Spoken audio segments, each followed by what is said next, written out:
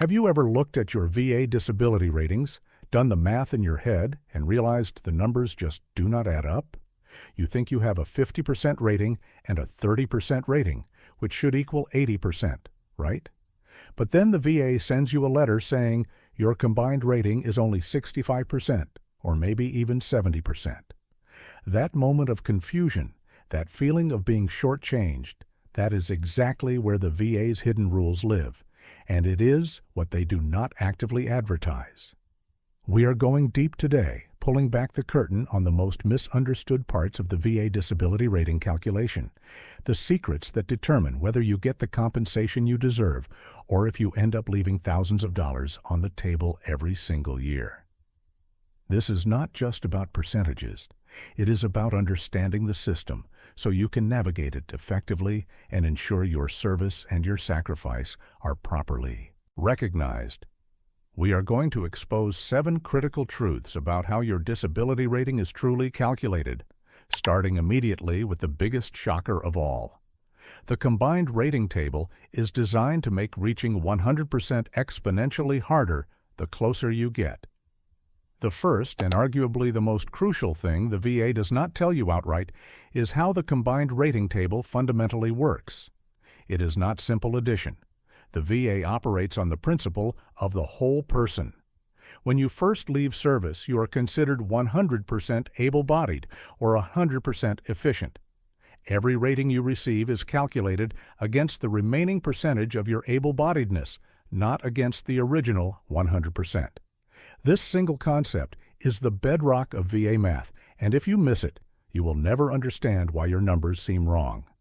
Let us break down exactly what this means with painstaking detail, because this is where the money is lost or won. Imagine you are 100% whole. Your first service-connected condition is rated at 50%. The VA takes 50% of your current able-bodied status, 100%. You now have a 50% disability rating, and you are 50% able-bodied remaining. Now, let us say you have a second service-connected condition rated at 30%. The VA does not take 30% of the original, 100%. They take 30% of your remaining able-bodied percentage, which is 50%. 30% of 50 is 15. The VA adds that 15 to your existing 50, giving you a combined disability of 65%. This is a crucial distinction. You might have thought 50 plus 30 equals 80, but according to the VA's calculation, it equals 65. The combined rating table is designed to reflect this calculation, rounding to the nearest 10. In this case, 65 rounds up to the 70% scheduler rating. This process continues with every single condition you add, making each subsequent addition worth less and less in terms of raw percentage points. Consider a veteran who already has a high rating, say 80%. This means they are 20% able-bodied remaining. If they receive a new rating of 40% for a new condition, the VA takes 40% of that remaining 20%. 40% of 20 is 8.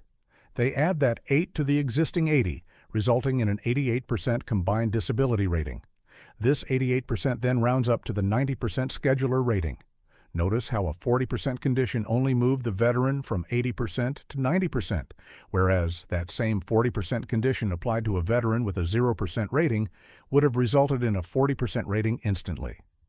The closer you get to 100%, the more difficult it becomes to make meaningful jumps in the combined rating. Let us run through a more complex example to cement this understanding, because this level of detail is necessary to grasp the full regulatory impact. Imagine a veteran has 4 service-connected conditions. Condition A is 60%, Condition B is 40%, Condition C is 20%, and Condition D is 10%. The VA always starts with the highest rating first, which is 60%. This leaves the veteran 40% able-bodied remaining. Next, they take the 40% rating, Condition B. 40% of the remaining 40% is 16. Add 16 to 60, and the combined rating is now 76%. The veteran is now 24% able-bodied remaining, 100 minus 76. Next is Condition C, rated at 20%. They take 20% of the remaining 24%. 20% of 24 is 4.8. Add 4.8 to 76, and the combined rating is 80.8%. The veteran is now 19.2% able-bodied remaining. Finally, condition D, rated at 10%. They take 10% of the remaining 19.2%. 10% of 19.2 is 1.92. Add 1.92 to 80.8, and the final combined rating is 82.72%. This 82.72% rounds down to the 80% scheduler rating. Think about that. 60, 40, 20, and 10 combined to only 80%. If this were simple addition, it would be 130%. The nonlinear nature of the VA combined rating table is the single biggest secret they do not want you spending time trying to decipher, but it is essential for strategic claiming. Understanding this structure helps you focus your energy on conditions that will make the largest impact, particularly those that might push you into the next scheduler bracket, or, critically, qualify you for total disability individual unemployability, which we will discuss shortly.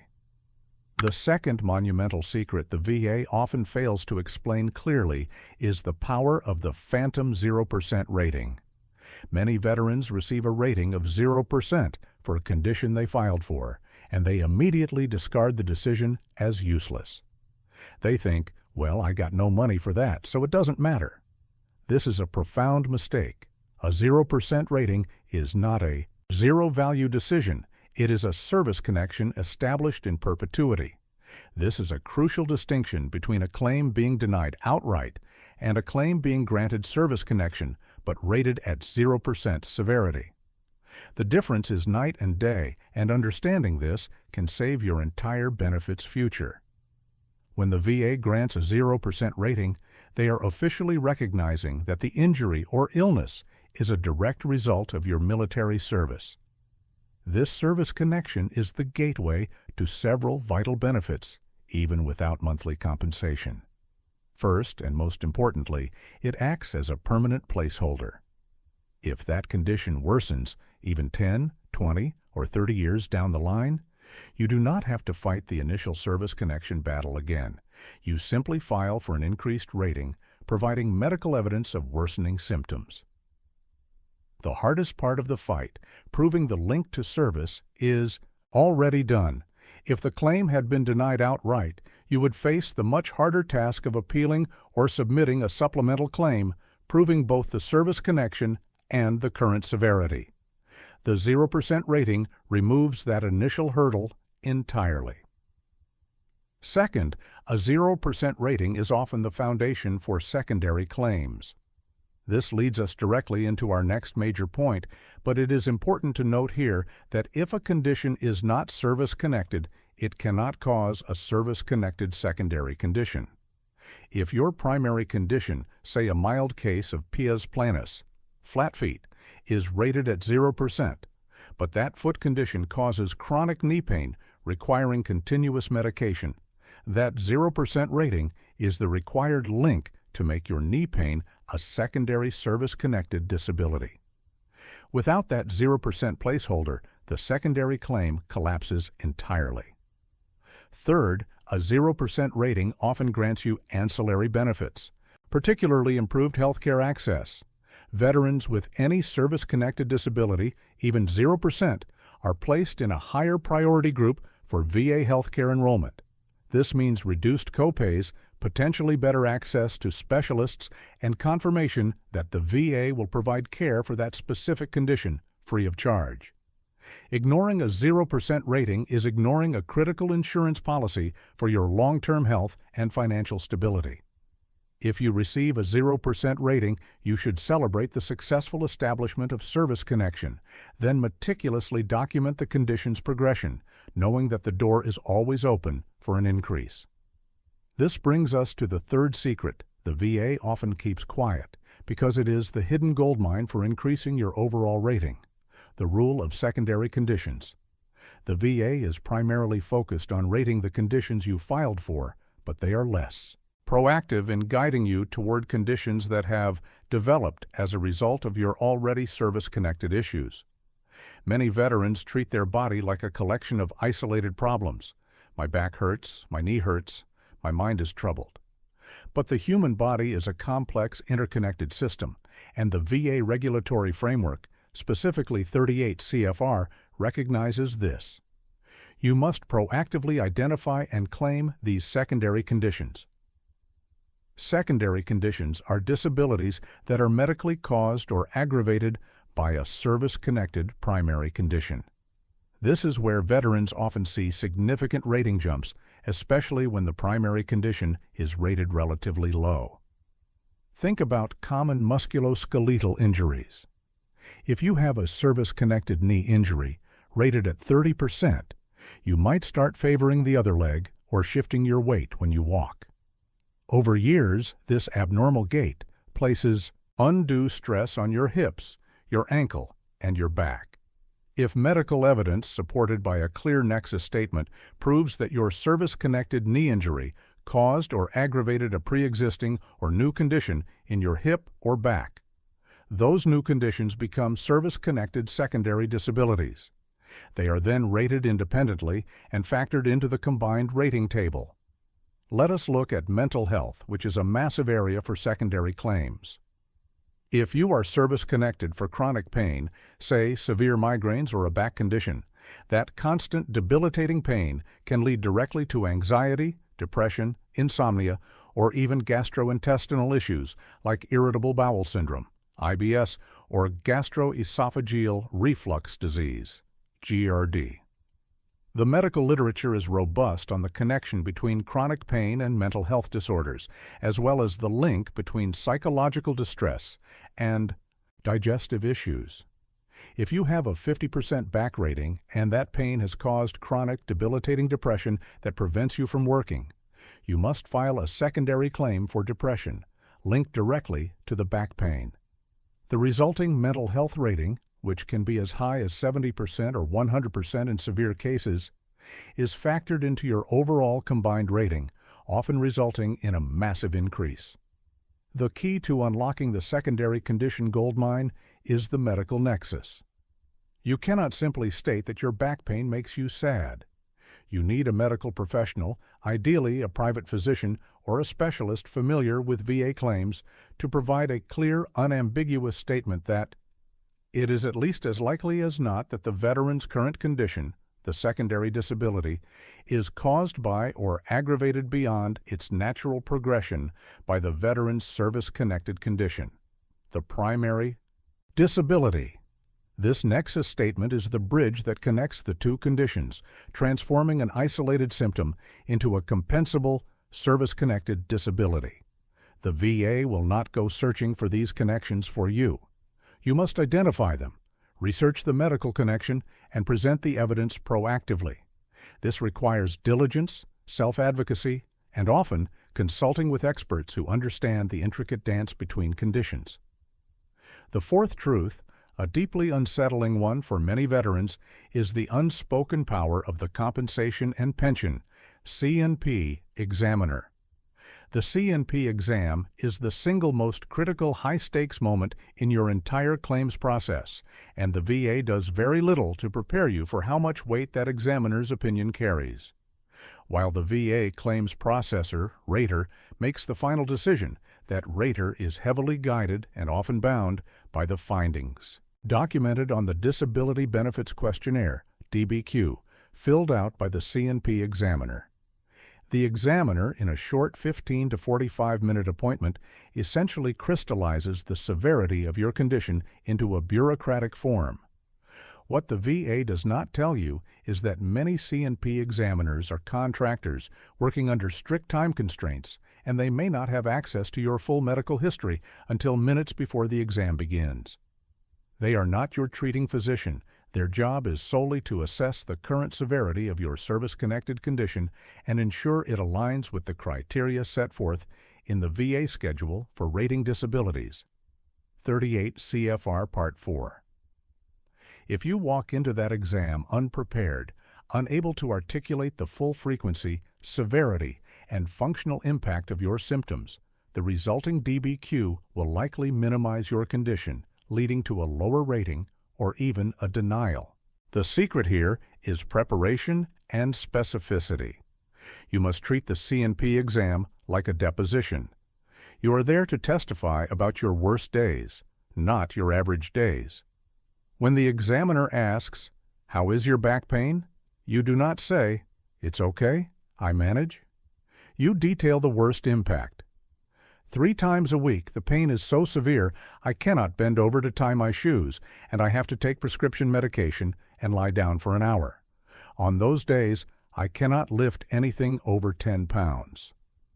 You must use the language of functional limitation because that is the language the VA rater understands and uses to match your condition to the rating criteria. Furthermore, the VA does not always explain that the examiner is looking for specific measurements and signs. For musculoskeletal conditions, they are measuring range of motion.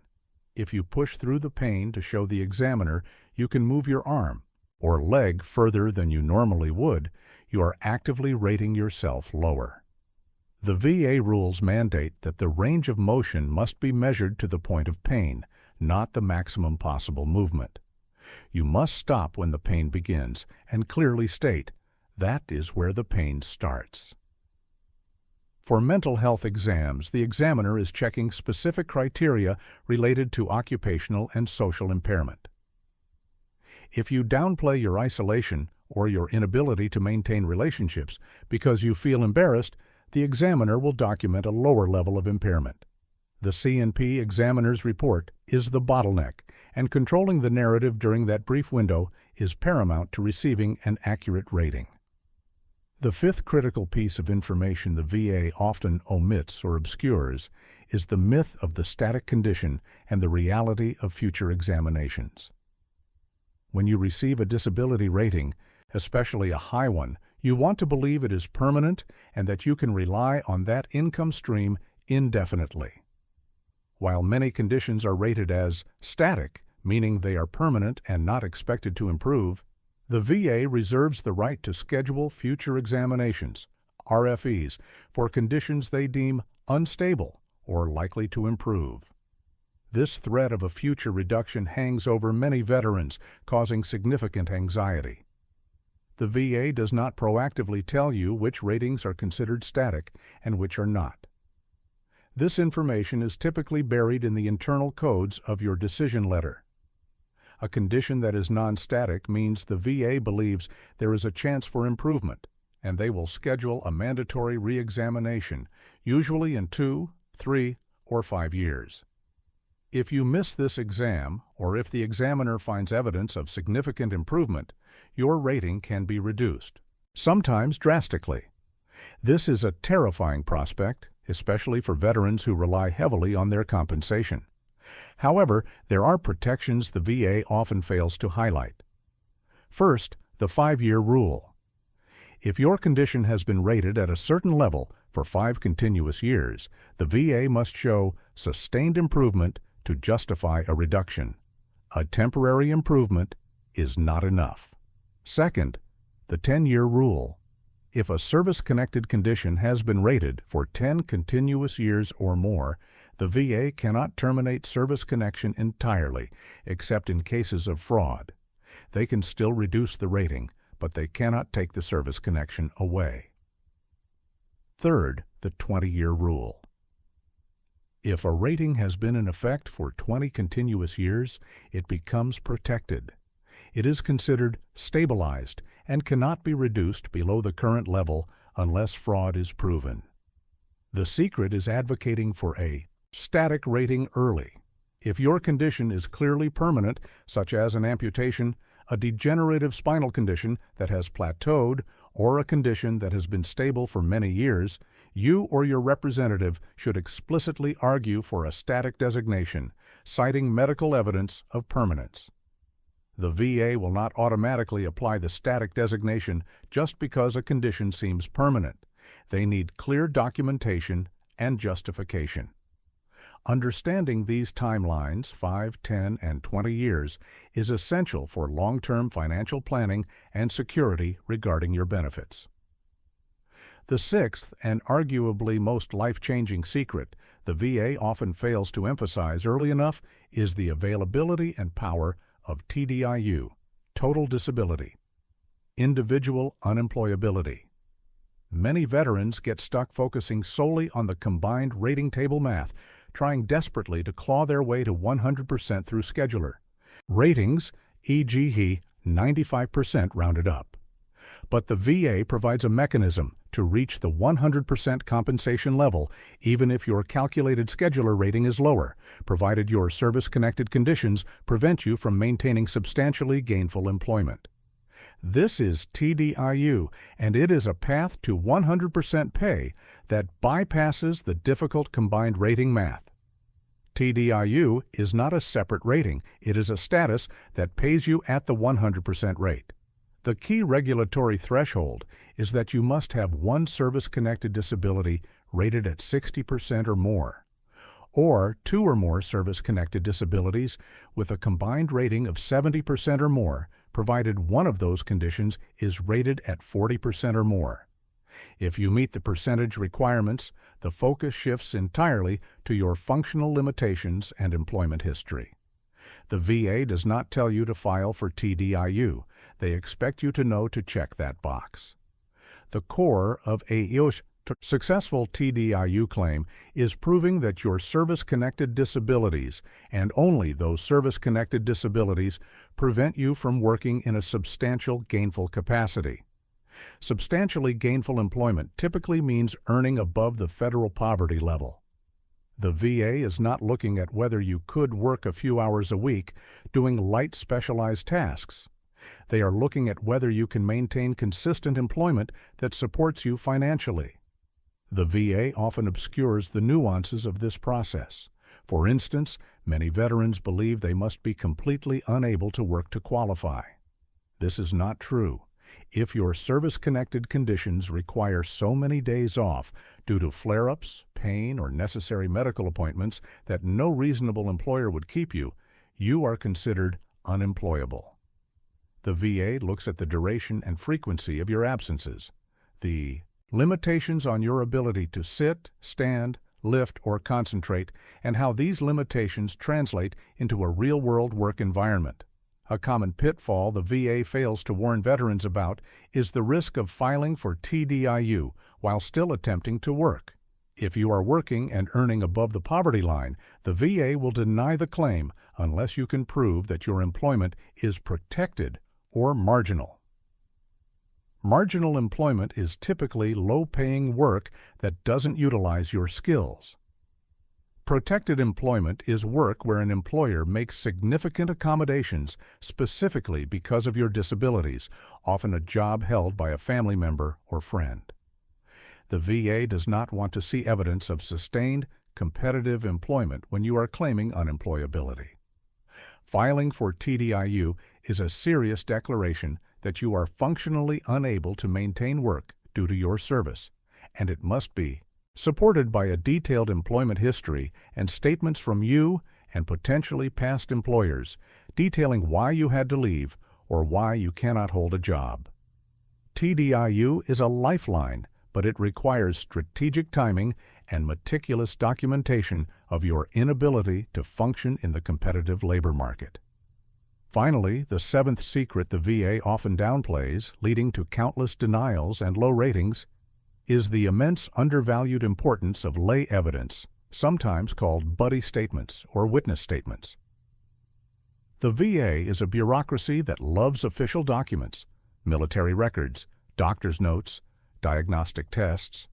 They often treat these records as the primary, sometimes only, valid proof. However, the regulatory framework, specifically the duty to assist, requires the VA to consider all evidence, and often, lay evidence is the missing link that ties a veteran's current condition back to service or proves the true severity of the symptoms. Lay evidence is testimony provided by the veteran, family members, friends, or fellow service members, buddies, about the veteran's condition. The VA does not tell you that in many cases, especially for chronic conditions that develop slowly or for subjective symptoms like pain, memory loss, or social isolation, lay evidence is the most powerful form of proof. Why? Because the VA medical record is often sparse. A doctor sees you for 15 minutes and notes the clinical findings. They do not see the daily struggle. For service connection, buddy statements are crucial.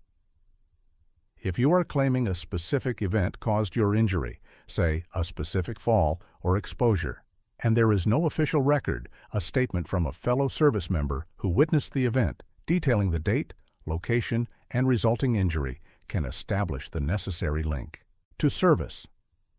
The VA calls this competent lay evidence. A statement is competent if the person providing it has direct personal knowledge of the facts they are attesting to. For severity of symptoms, spouse or family statements are invaluable. The VA rater relies on the C&P examiner's DBQ, which is based on a snapshot in time. A detailed statement from a spouse describing the frequency, shaken, and severity of flare-ups, the veteran's inability to participate in family activities, the isolation caused by mental health issues, or the required assistance with daily living, provides a longitudinal view of the disability. For instance, an examiner might note that a veteran appears calm during a mental health exam. A spouse's statement can counter this by detailing weekly panic attacks, outbursts, or social withdrawal that the examiner did not observe. The VA does not emphasize that these statements must be detailed, consistent, and focused on functional limitations. A simple, "He has a bad back," is useless. A statement saying, "Since 2018, my husband has been unable to lift our youngest child, and he needs my help putting on his socks every morning because the pain prevents him from bending more than 45 degrees, is compelling, competent evidence that directly speaks to the rating criteria. If the VA fails to adequately consider credible lay evidence that supports your claim, it is grounds for appeal. You must be proactive in gathering these statements and ensuring they are highly specific, dated, and signed under the penalty of perjury, demonstrating the seriousness of the testimony. Let us revisit the core calculation mechanism because the complexity warrants extensive clarification and repeated examples to ensure absolute understanding of the combined rating system, which is the foundation upon which all these other secrets rest. We need to dissect the actual mechanics of the 38 CFR combined rating table further, showing how strategic focusing of claims is paramount. When you are aiming for 100%, every single percentage point counts, but they count differently depending on where you are on the scale.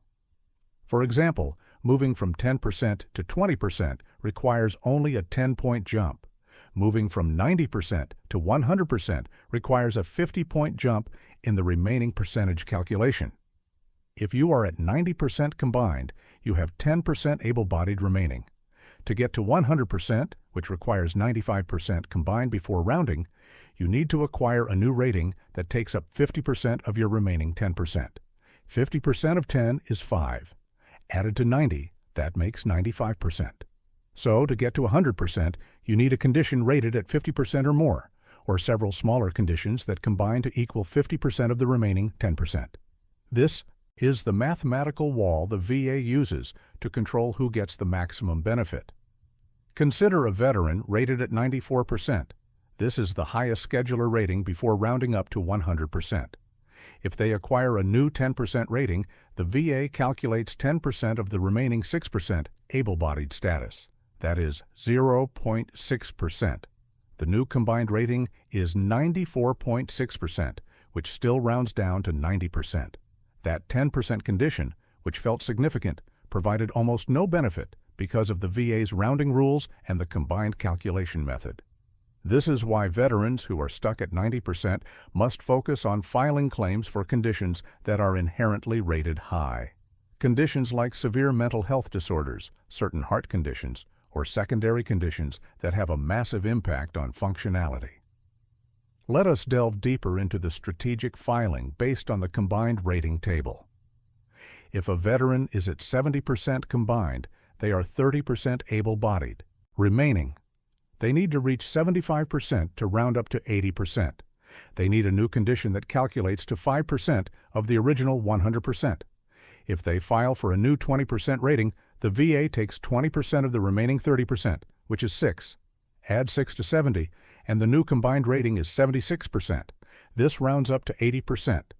That 20% rating was incredibly valuable, moving the veteran up a full scheduler bracket. If that same 20% rating was applied to a veteran already at 90%, it would only move them to 92%, still stuck at the 90% scheduler level. This demonstrates that the value of a rating is entirely dependent on the existing combined percentage. This insight should guide every single claim you file, prioritizing high-impact claims when you are close to a rounding threshold. Now let us return to the phantom 0% rating and its function as a gateway. The VA often fails to communicate the long-term utility of the 0% rating in the context of progressive diseases. Many conditions, such as early stages of Parkinson's disease, multiple sclerosis, MS, or certain forms of cancer, might initially receive a 0% rating because the symptoms are minimal or manageable. However, these conditions are known to progress. If service connection is established at 0% early on, when the condition inevitably worsens years later, the veteran avoids the immense difficulty of proving service connection decades after separation, when records are lost and witnesses are gone. The 0% rating is a perpetual stamp of approval for the initial link. This is why veterans should never withdraw a claim that is likely to result in a 0% rating if service connection is confirmed. A 0% service-connected rating is always superior to a denial. We must also spend more time detailing the regulatory requirements for secondary conditions, as this is where the most significant rating increases are often found, precisely because the secondary condition can be rated much higher than the primary. The VA Schedule for Rating Disabilities, VASRD, is the manual the VA uses, and it rates conditions based on functional impairment. When a primary condition, such as a physical injury, causes a secondary mental health condition, the mental health condition is often rated much higher because its functional impact on work and social life is more profound. For example, a veteran has a 10% rating for tinnitus, ringing in the ears. Tinnitus by itself cannot be rated higher than 10%. However, the constant maddening noise can lead to severe sleep disturbance, which in turn leads to chronic anxiety and concentration issues. If the veteran files a secondary claim for generalized anxiety disorder due to tinnitus, and the resulting anxiety is rated at 50% due to occupational and social impairment, the veteran has transformed a 10% rating into a significantly higher combined rating. The nexus statement must clearly state that the anxiety is secondary to the service-connected tinnitus.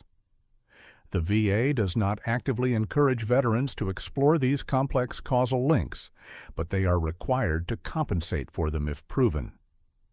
Another common secondary claim that is often overlooked involves medication side effects.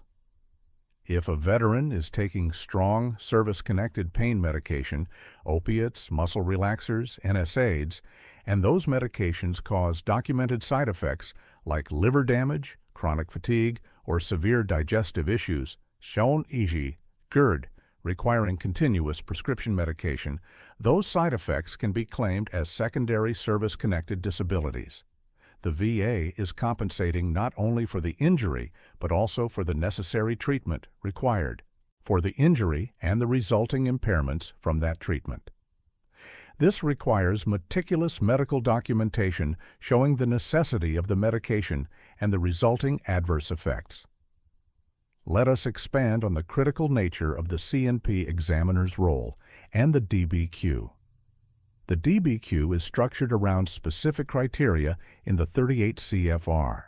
For instance, a mental health DBQ asks about occupational and social impairment using specific phrases.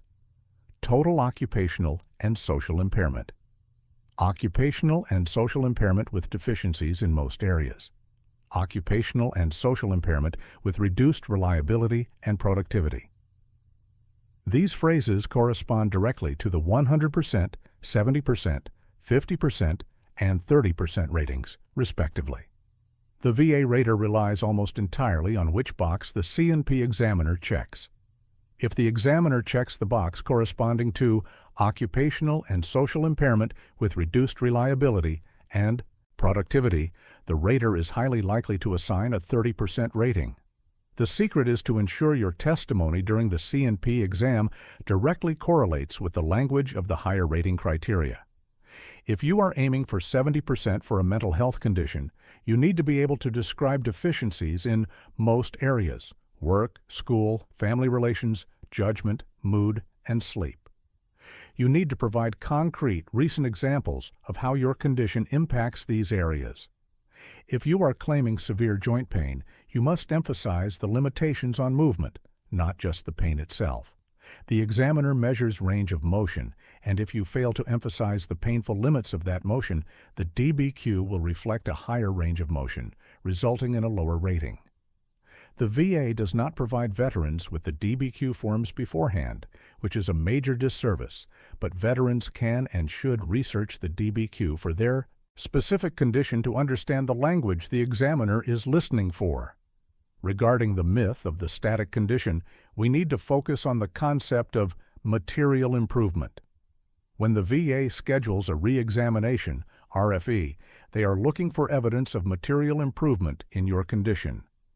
If the rater decides to reduce your rating, they must provide clear, concise reasoning based on the RFE and subsequent medical records demonstrating that the condition has improved to the point where it no longer meets the criteria for the current rating. The VA cannot simply reduce a rating because they feel like it. They must have factual support. Veterans must be vigilant when they receive a notice for an RFE. This is a red flag. If your condition has been stable for 5 years or more, you must proactively submit evidence that your condition has not improved. This evidence can include recent medical records, ongoing medication prescriptions, and updated lay statements from family members confirming that the symptoms and functional limitations are unchanged. The VA often fails to explain that the burden of proof shifts slightly once the 5-year protection is active. They must prove improvement, not just that the initial rating was potentially incorrect. Furthermore, if you are nearing the 10-year mark, the VA is often hesitant to schedule an RFE, knowing that the service connection itself is about to become protected from termination. This timeline knowledge is a powerful tool for veterans navigating the system. Let us return to TDIU, because it is the most critical safety net for veterans who are functionally disabled but mathematically stuck below 100%. The VA often complicates the TDIU application process, making it seem like an insurmountable hurdle. The crucial form is VA Form 21-8940, Veterans Application for Increased Compensation Based on Unemployability. Filling this out correctly requires a complete and honest assessment of your work history and, crucially, why you left your last jobs. The VA rater reviewing a TDIU claim is essentially acting as a vocational expert. They look at your skills, your education, and your service-connected limitations, and they determine if there is any job in the national economy that you could perform substantially and gainfully. If you have severe PTSD, rated at 70%, and chronic knee pain, rated at 30%, resulting in a combined rating of 80%, you meet the percentage threshold for TDIU consideration. You must then prove that the combination of severe mental health impairment, inability to concentrate, social avoidance, mood swings, and physical limitations, inability to stand or sit for long periods, prevents you from holding any job. The VA does not explicitly detail the difference between substantially gainful employment and marginal employment, which is a key component of the TDIU decision. Marginal employment is work where the veteran earns below the poverty line or works only sporadically. If you earn $10,000 a year working a few hours a week for a family member, this is marginal employment and will not disqualify you from TDIU. If you earn $50,000 a year in a competitive market, you will be denied. The secret is documenting the nature of the work. Was it competitive? Did you receive special accommodations? Did you have to take excessive time off? If the employer made significant concessions that they would not make for a non-disabled employee, the work is protected and can still qualify you for TDIU. This is a common situation for veterans working for family businesses. Finally, we must emphasize the role of lay evidence in establishing the full scope of functional impairment for TDIU. The VA relies on medical records, but only you and your family can truly attest to the daily struggle of maintaining employment. A lay statement from a former supervisor detailing the veteran's frequent absences, inability to complete tasks due to pain or concentration issues, or the required accommodations that ultimately led to separation is immensely powerful. The VA is required to consider this evidence, and often it provides the missing link between the medical diagnosis and the real-world occupational limitation.